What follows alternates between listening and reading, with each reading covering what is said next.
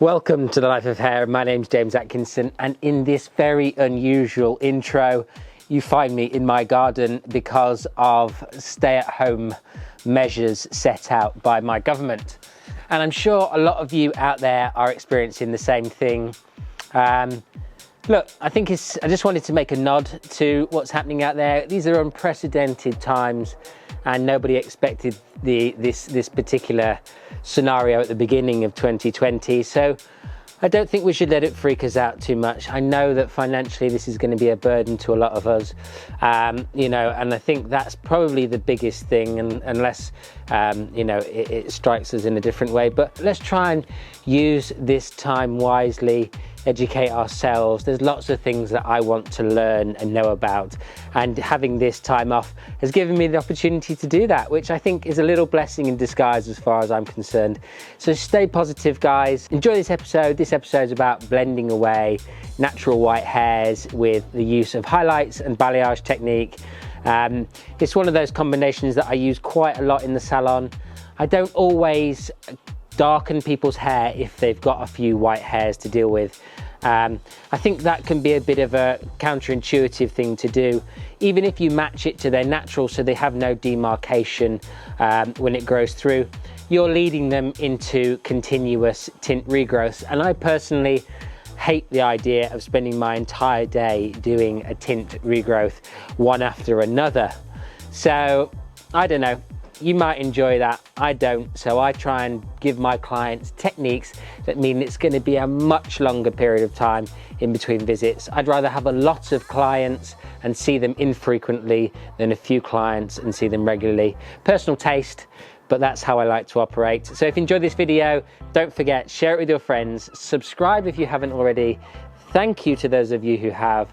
It is very much appreciated, and I will see you again in another episode. And don't forget, hitting that thumbs up button is a real help to the videos. This is our starting point, natural level 7 with around 20% white hair evenly spread throughout the hair and a very warm end colour. Now, one of the things we wanted to achieve was, one, disguise or blend the natural white hairs within my client's natural colour, and also lighten up the ends just a touch to make the ends cleaner and alleviate some of the warmth that is remaining.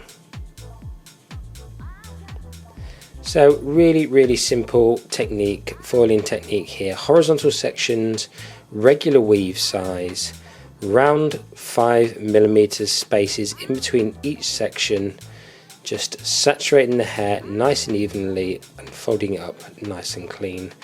Using a Redkin clay bleach, the same one that I used in my video last week. It's called Power Lift. For those of you who aren't aware of it, it's a 8 levels of lift bleach, just like the bleach that you would use normally. It is a bit more conditioning to the hair.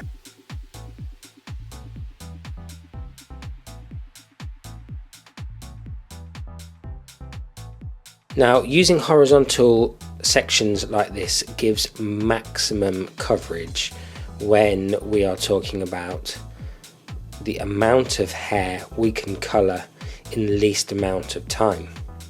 Horizontal sections that work up to the partings will always seem like you've done more foils than you have. This is because the hair from the sections above, or the highest point of the head, will fall down over the work that you did underneath, giving the impression, shall we say, that you have put in more foils than you may have. I'm a massive advocate of working effectively and smart in the salon rather than overworking to get a certain result.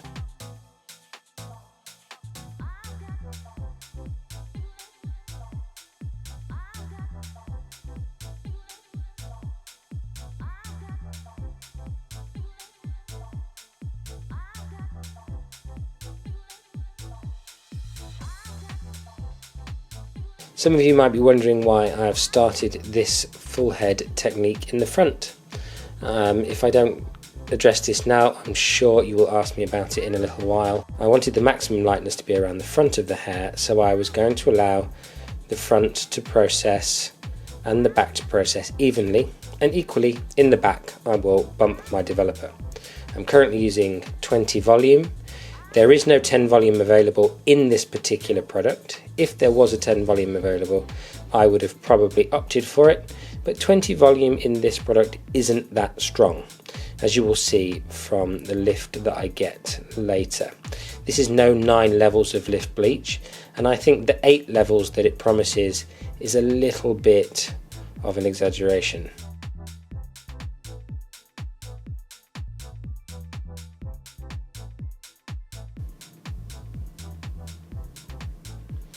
So simply working up to the natural parting where the client is going to wear their hair on a day-to-day basis, but just being careful not to leave 2 foils back to back in the partings.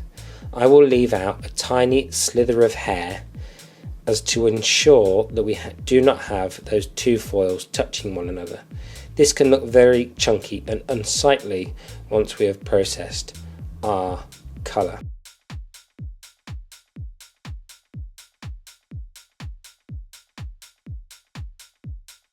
You will see here a fine slice of hair is going to be left out on either side of this section.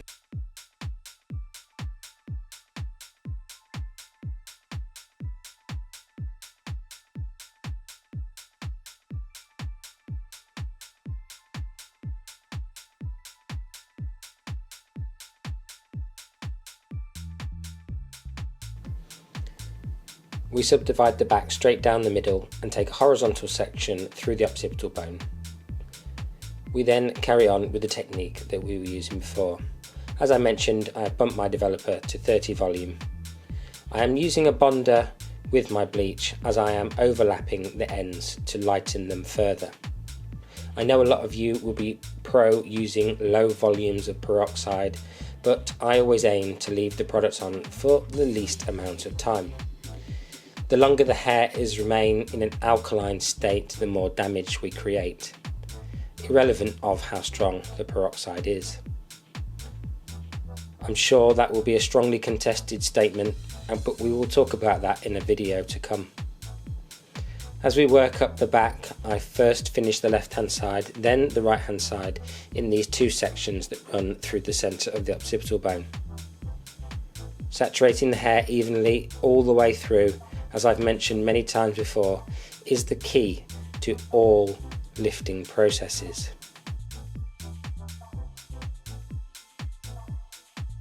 We then simply work our way up the 2 triangle shaped sections that remain in the back. As we work through the back, you'll come to see that I use a horizontal foiling pattern through a small triangle of hair up by the crown area.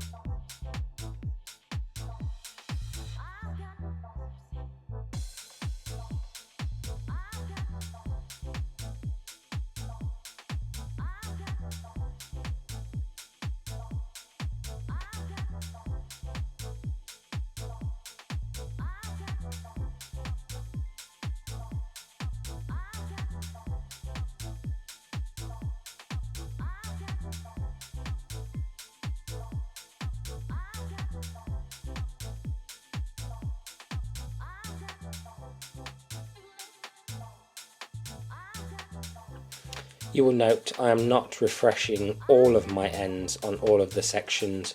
Sometimes I am leaving out the ends. This is because they are lighter already. The only time I am painting through the ends is when the hair is a level 8 or darker. I am using my discretion at this point to decide whether it is in good enough condition, equally, to be painted through or not. In most instances, the condition is fine generally on this hair. I think this area on the head is particularly important, as it's an area on the head where the hair can part. Paying special attention to these areas, like the crown, the hairline, will make your work stand out from the crowd. I'm not saying shirk your responsibilities on all the other sections that nobody can see. I'm simply saying that on the areas that are most visible, try and concentrate to do your best work. This foil application has taken me around, and I will honestly say I cannot 100% concentrate for that entire time. But by pre-sectioning the hair off into smaller sections and really focusing on key areas on the head, it gives me the opportunity to really focus and hone in on those key areas that matter the most. If you give yourself small bite-sized pieces of work to do, the outcome of your work will always be higher quality. Some of you will note that this is not dissimilar to what we did last week in a lot of ways. And as I said to you in previous videos, I always like to give you more than one way of using the techniques that I like to use on the shop floor. The foiling pattern for this is different to last week's in the sense that we work horizontally straight up the back and the sides.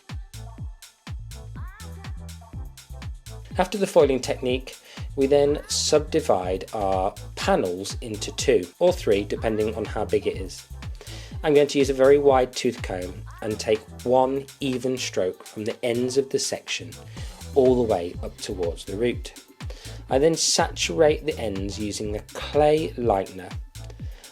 This clay lightener is the Redken freehand clay lightener, and I am only using 20 volume. I'm not expecting masses of lift because I'm really not going to leave it on all that long. I'm more using it to maybe get one level of lift and clean out any existing toners or anything that might be making the hair look dull and warm. Around this front section, you note that I swapped my pintail comb and I did more than one long clean stroke. That is because this hair around the front is a little trickier to back comb with such a large comb, so it's good to swap at that point. Saturating the ends fully on this technique is also super important, and using the hand blending technique to distribute the saturation further at the head will offer seamless blending. I'm saturating approximately half of the hair and then blending my way back towards the roots. Always thinking about how much product I have on the hair. Saturation, guys, is absolutely king. It is uber important that we concentrate on the saturation, and it is in the forefront of our mind as we go through the colouring technique.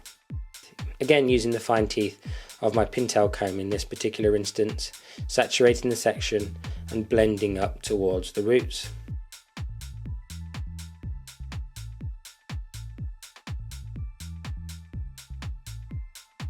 We're going to work through the back in exactly the same way. I won't show you every single section in this back, but what I will say is that it is also important to not take too smaller sections in this instance.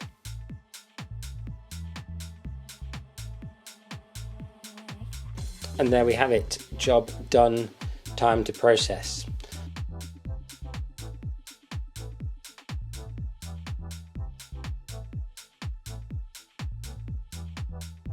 We're not going to process this technique for too long as the hair is already quite light.